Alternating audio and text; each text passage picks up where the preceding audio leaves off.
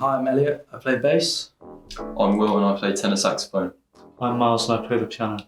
We're all from the Buckinghamshire Youth Jazz Collective.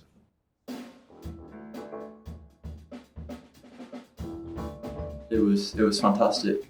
Firstly, it was my first time, and before I joined the music centre I never thought I'd get an opportunity to play there. It's an absolutely massive venue, and the sound quality and the quality of all the pieces played was amazing. And also the sheer amount of people there and the organisation was fantastic too. It was an amazing experience. Well, walking on stage and seeing all the audience in the rafters and stuff was something else, because there's so many people. It's a one-in-a-lifetime opportunity to be able to perform in front of that quantity of people. And to have that again, we'd be really, really fortunate. Yeah. So Yeah. it's once in a lifetime.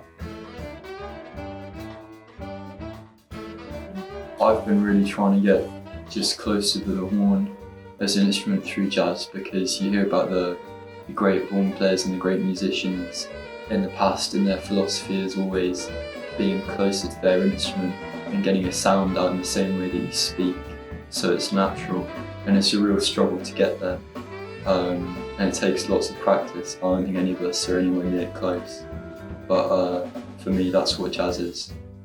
Yeah, for me I'm coming from a little bit of a different place, because I'm a classical pianist traditionally, so when I discovered jazz it was a very liberating art form. I think it helped me to sort of view my instrument as a slightly different way.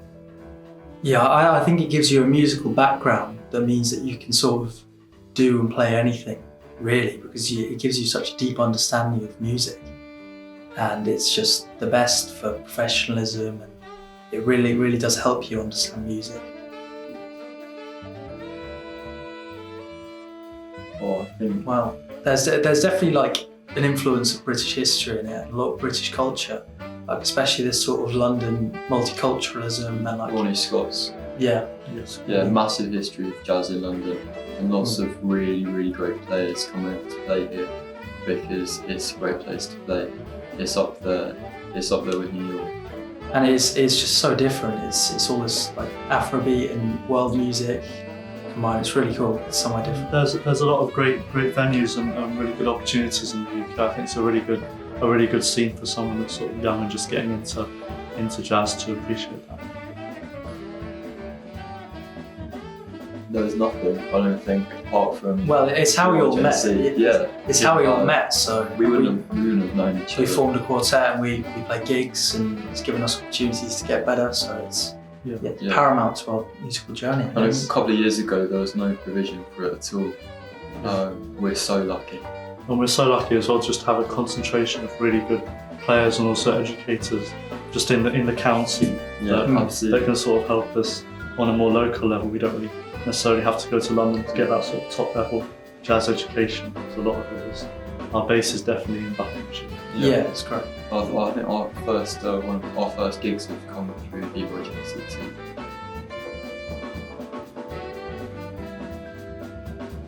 Well, it's brilliant. It's like carrying the torch out of London and getting it all across the UK.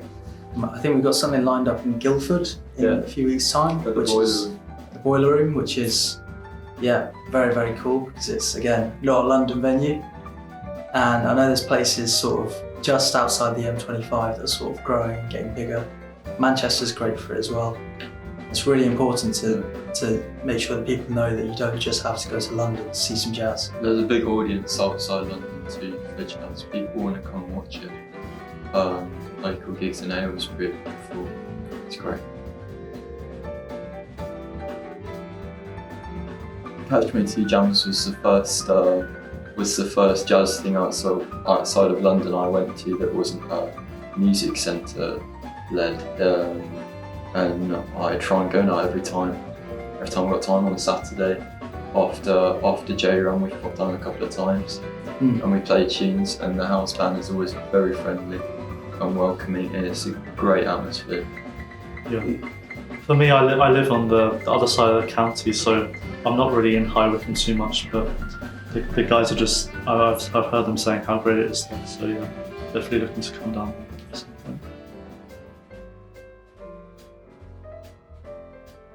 Tom transcribed it. Oh yeah. Yeah. So one of the members of Bucks Youth Jazz Collective, Tom, he he took one of Emma's newest tunes that she released, I think, last year, and he transcribed it all. So he wrote it all down and he tried to get us to play it, which didn't go well. But Yeah, we tried playing at his house, and it was a roast for a couple of hours. it was a tough one. It was really fun. Yeah, we got through it.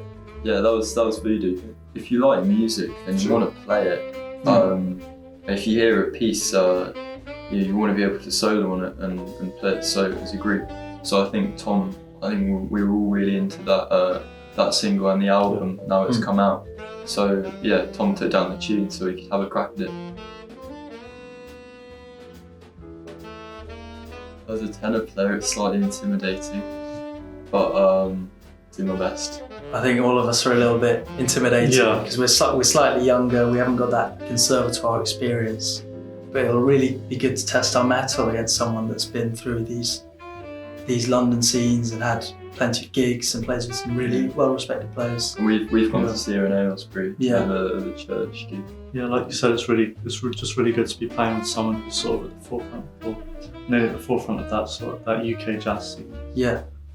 And do you want to do See You There Together? Really cheesy. Go on. Yeah, come on. I've got a reputation, mate. See You There. No, That's what together. That's what That's your choice, yeah, okay. Right. See you there.